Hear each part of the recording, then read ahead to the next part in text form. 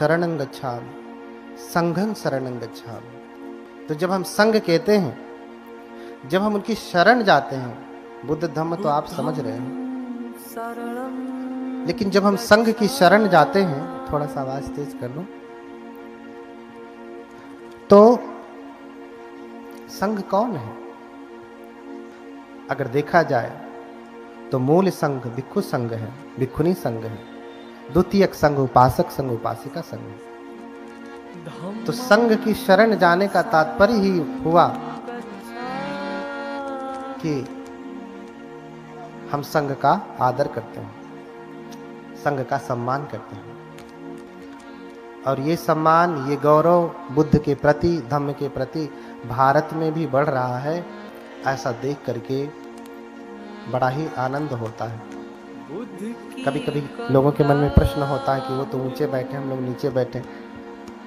यहाँ बहुत सारे जैसे उपासक गण हैं। डॉक्टर रामविलास भारती राष्ट्रपति पुरस्कार से पुरस्कृत हैं, लेकिन जब शील की याचना करनी हुई तो वो अपने पैरों को मोड़ करके नीचे आपके साथ बैठ करके शील की याचना किए हैं, धम्म की महिमा को, गरिमा को समझते हुए। मैं तो राष्ट्रपति से नहीं सम्मानित हूं, राष्ट्रपति पुरस्कार से, लेकिन ये गौरव है धम्म के प्रति, संघ के प्रति, बुद्ध के प्रति। आज आप सभी लोग कथा सुनेंगे, बहुत सारे ऐसे शब्द मिलेंगे जो आपको पचेंगे नहीं, खाते ही उसमें उबाल आने लगेगा, जी मचलाने लगेगा सुनते ही। लेकिन ये 3 दिन का प्रोग्राम है। पहले दिन जी मचलाएगा, दूसरे दिन थोड़ा ठीक होगा, चौथे दिन रोग से मुक्ति हो जाएगी। शब्दों को लेकर के घबराने की आवश्यकता नहीं है। 3 दिन अगर आपने ठीक से सुना तो आपको अधिकतम शब्दों के उत्तर मिल जाने हैं। इसलिए शब्द को लेकर के आप परेशान न होइए। कभी देवता, कभी देवलोक, अन्य अन्य चीजें आपको सुनने को मिलेंगी। क्योंकि ये जो कथा होगी ये मूल त्रिपिटक से होगी। त्रिपिटक क्या है? ये हम लोगों का बौद्ध ग्रंथ है, बौद्धों का धर्म ग्रंथ है। और ये मूल त्रिपिटक जो पूरे विश्व में मान्य है, वो 6वीं संगीति का, 6वें संगायन का, वो संगायन जिसमें स्वयं बाबा साहब रहे हैं, डॉक्टर भीमराव अंबेडकर रहे हैं, जिस संगीति में, जिनकी देखरेख में, जिनके अनुमोदन से 6वीं संगीति संपन्न हुई है। इसलिए जो प्रमाण होंगे, जो शब्द होंगे, उन्हीं त्रिपिटक से हैं। अगर उसमें अशुद्धि होगी, गड़बड़ी होगी आपको समझने में, तो थोड़ा रुकिएगा, क्योंकि मैं जो कहूंगा वो बाबा साहब द्वारा अनुमोदित त्रिपिटक से ही कहूंगा, तो उसका अर्थ होगा, उसे आप समझिएगा। कभी कभी आपको लगेगा ये तो मिलावट है, किसी अन्य धर्म जैसा है। फिर से वही कहता हूं कि ये बाबा साहब द्वारा 6वीं संगीति से अनुमोदित त्रिपिटक के अनुसार है। तो एक बार सभी लोग बोले भगवान बुद्ध की, बोलिए भगवान बुद्ध की, भगवान बुद्ध की। थोड़ा जगह ले सकते हैं, गर्मी हो रही है तो उधर पीछे तक जगह खाली है ना, थोड़ा सरक के बैठेंगे तो कम गर्मी लगेगी। देखिए, इसलिए हमने भी पंखा बंद करवा दिया, ताकि आपको ऐसा न लगे कि हम तो पंखा की हवा ले रहे हैं और आप गर्मी में बैठे। तो हम भी आपके जैसे पालथी मार के ही बैठे हैं, बस ऊंचा है। तो जितनी पीड़ा आपको होगी बैठने में, उतनी मुझे भी है। जितनी गर्मी आपको लगेगी उतनी मुझे भी लगेगी। इसलिए धैर्य पूर्वक सुने, क्योंकि हम ऐसे भगवान की कथा सुनाने जा रहे हैं। कथा तो बहुत सुनते हैं आप। कथा सुनने के बाद मन में प्रश्न आता है, या कभी कोई आपसे पूछता है कि अरे आप तो कथा सुन करके आई हैं, आपके भगवान तो ऐसा कर लेते हैं, वैसा कर लेते हैं, कभी हवा में उड़ जाते हैं, कभी ये लीला कर लेते हैं, तो आप लोग क्यों नहीं करते? हमें भी तो करना चाहिए ना। हम कक्षा में जा रहे हैं, कक्षा में जा रहे हैं और गुरु हमें पढ़ा रहा है। क्या पढ़ा रहा है? कि पानी कैसे बनता है। और फिर कहे गुरु, शिक्षक कि चलो तुम भी H2O को मिला के पानी बनाओ, पूरा विधि बताया, तो आप बनाएंगे कि नहीं? बनाएंगे और बनेगा भी। और आप ये कह दें कि अरे वो तो वैज्ञानिक थे, उन्होंने बना दिया, हम कैसे बनाएंगे? तो फिर आपकी पढ़ाई का कोई अर्थ है? कोई अर्थ नहीं। ऐसे ही कथा आप सुनते हैं और सुनने के बाद कहा जाए तुम भी उस भगवान जैसे बनो, तो क्या उत्तर देते हैं? अरे वो तो भगवान है, वो तो सब कर सकते हैं, हम कैसे करें? हम तो इंसान हैं। तो फिर जब भाई भगवान है, उनका जीवन, उनका प्रसंग तुम्हारे लिए सार्थक नहीं, ये कक्षा तुम्हारे लिए सार्थक नहीं, तो सुनने का कोई अर्थ है? नहीं। इसीलिए हम सभी लोग आज इकट्ठा हुए हैं कि जो कथा सुनेंगे, कैसे कोई एक व्यक्ति बुद्ध हो जाता है, जिनकी तस्वीर लगी है, इधर पीछे भी लगे हैं। कैसे कोई एक व्यक्ति मां के गर्भ से ही जन्म लेकर के बुद्ध हो जाता है, और हम सभी मां के गर्भ से आकर के ठीक से मनुष्य भी नहीं हो पाते हैं। सारा जीवन पशु का जीवन रह जाता है। क्या कारण है? क्या कारण है? तो आपको ये चरित्र सुनना पड़ेगा। अगर आप ठीक से सुनेंगे तो आपके जीवन में भी परम भगवत्ता जगेगी, आप भी भगवान हो सकते हैं। भगवान कौन? हाँ, भगवान कौन? अक्सर प्रश्न होता है कि भगवान किसे कहते हैं। बौद्ध धर्म में भगवान नहीं होते, अन्य लोगों को भगवान कहा जाता है। शब्दों को लेकर के लोग लड़ाई करते हैं, भगवाधारी भगवाधारी कहते हैं। आप शब्द भी देखें, भगवा, क्या भगवा शब्द संस्कृत में है? क्या भगवा शब्द हिंदी में है? क्या भगवा शब्द अंग्रेजी में है? हाँ, उर्दू में है, अरबी में है, फारसी में है, इटाली में है, किसी में है? नहीं। किस में है? मूल पाली और प्राकृत में ही भगवा है।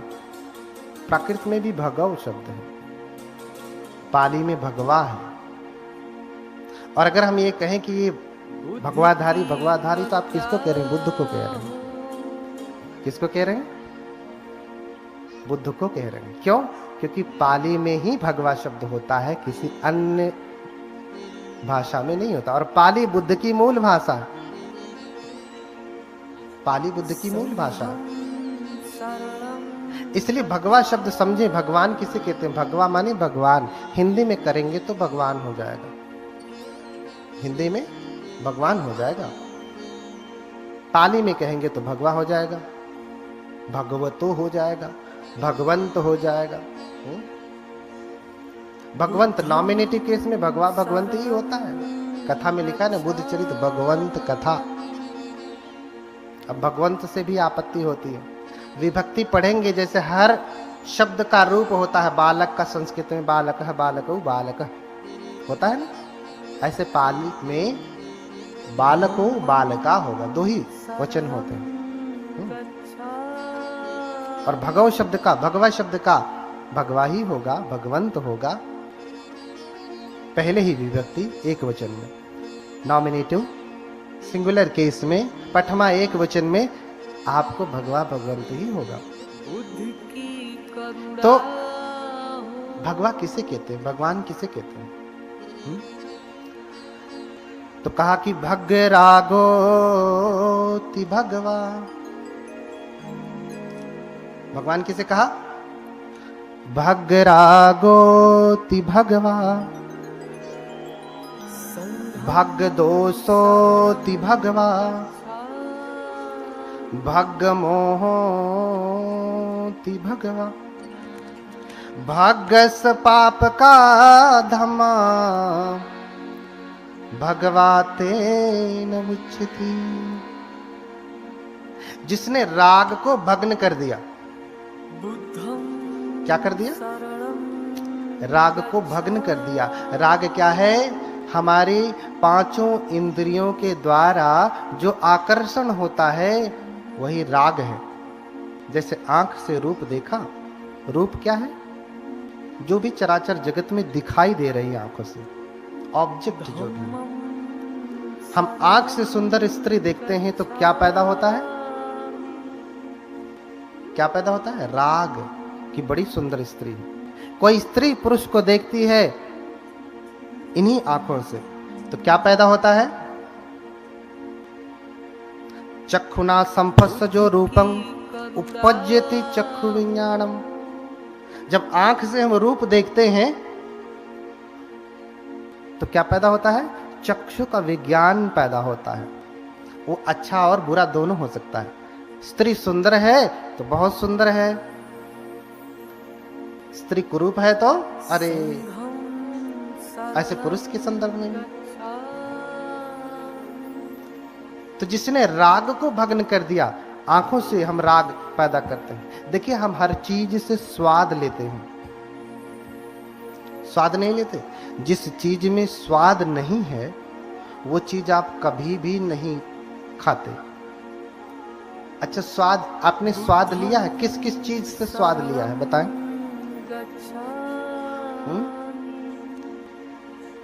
किस किस से? सलायतन फस्सजो रसंग वे विमर्तति।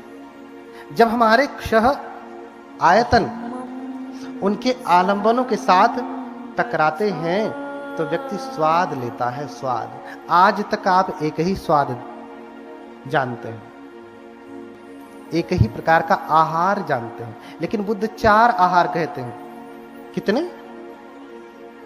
कितने? 4 आहार कहते हैं। कौन कौन से? एक तो आहार आप जानते हैं, उसे कहते हैं कबलीकर आहार। कबलीकारो आहारो, कबलीकार आहार, अर्थात जिसे आप कबल बना के चबा करके चपर चपर चपर करके खाते हैं, वो क्या है? कबलीकर आहार। फिर क्या है? मनोसंचेतना आहार है। फिर क्या है? स्पर्श आहार है। फिर क्या है? विज्ञान, जिसे हम हिंदी में कहेंगे विज्ञान, विज्ञान आहार। ये 4 प्रकार के आहार हैं और इन्हीं के द्वारा, इन आहारों को हम लेते कैसे हैं? इन्हीं 5 इंद्रियों के द्वारा लेते हैं। आंख, कान, नाक, जीभ, त्वचा और मन। एक 6वीं इंद्री जुड़ती है जिसके द्वारा हम सारे रसों का आनंद लेते हैं। अच्छा, जिस चीज में स्वाद नहीं उसे आप खाते हैं? खाना कौन सा खाया? भोजन कौन सा किया? जिसमें स्वाद है। एक दिन अगर स्वादिष्ट भोजन न मिला तो आपका पेट न भरेगा। भरता है? नहीं भरता। हर चीज में तो आप तो स्वाद बस इतना ही जानते हैं कि यही स्वाद है, लेकिन नहीं, आंखों से भी स्वाद है। आपने वस्त्र कौन सा पहना? जो आंखों को स्वादिष्ट, आंख के द्वारा स्पर्श हुआ तो जो विज्ञान पैदा हुआ, जो स्वादिष्ट लग रहा है, वही स्वादिष्ट वस्त्र आपने पहना? नहीं पहना। आपकी अलमारी में हजारों जोड़े कपड़े रहे होंगे। हाँ, ऐसे गए होते, हाथ डाले होते पीछे, निकाल लिया एक, पहन लिया। ऐसा किया क्या? देखा कि इन हजारों में भी कौन सबसे ज्यादा स्वादिष्ट है, वही कपड़ा पहना ना, वही वस्त्र पहना। ऐसे ही कान से व्यक्ति स्वाद लेता है, कान से स्वाद लेता है। बढ़िया गीत चले तो आदमी स्वाद लेता है, गाली देवे तो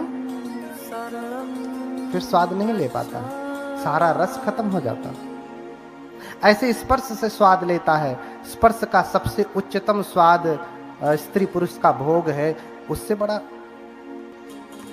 बड़ा राग क्या है? उससे बड़ा राग है कोई नहीं, कोई राग नहीं। ऐसे ही कानों को शब्द सुन करके, नासिका से गंध को ग्रहण करके, इत्र कौन सा लगाया? परफ्यूम कौन सा लगाया? वही। कोई भी आया दुकान से और दे दिया, लो भैया ये ले जाओ, आपने ले लिया? नहीं, जिसमें आपको स्वाद आया, नहीं ये स्वादिष्ट लग रहा है नासिका के द्वारा, वही आपने लगाया। तो ऐसे ही छहों इंद्रियों से, 5 शारीरिक इंद्रिय हैं और एक मानसिक इंद्रिय, छहों इंद्रियों से जो स्वाद लेता है राग में फंसता है। इसलिए बुद्ध ने कहा, बुद्ध कौन है? भग रागोति भगवा, जिसने समस्त रागों को भग्न कर दिया। बुद्ध के भीतर कोई भी रस नहीं, रस लेने की कामना नहीं। आप उनको रूखा भोजन दे देंगे, रूखा भोजन कर लेंगे। वस्त्र तो कोई राजसी पहनते नहीं थे। हम लोगों के भीतर राग है, स्वाद है, बुद्ध के भीतर ऐसा नहीं था। बुद्ध तो पंचकूल पहनते थे। पंचकूल यानी पुराना फटा कपड़ा, उसको सिल करके चीवर बनाते थे और बुद्ध उसको पहनते थे। आंखों से कोई रूप देखा तो उसमें भी स्वाद नहीं। कान से कोई गीत नहीं सुनते, ऐसा जो आपके यहाँ गांव में जब खुशी होती है तो डीजे लग जाता है, ऐसा बुद्ध कोई गीत नहीं सुनते। बुद्ध धम्मपद का गायन सुनते हैं। इसलिए हमारे धर्म की जब संगीति हुई तो उसे कहा संगीति, साथ में गीति माने गायन करना, साथ में गायन करना। दूसरा शब्द दिया संगायन, साथ में गायन करना। आज कोई गा दिया तो कहते हैं भलते तो गीत वादित। अरे भाई तुम समझो, ऑर्केस्ट्रा वाले थोड़ी ना। हाँ, क्या गाया? बुद्ध की स्तुति गाया।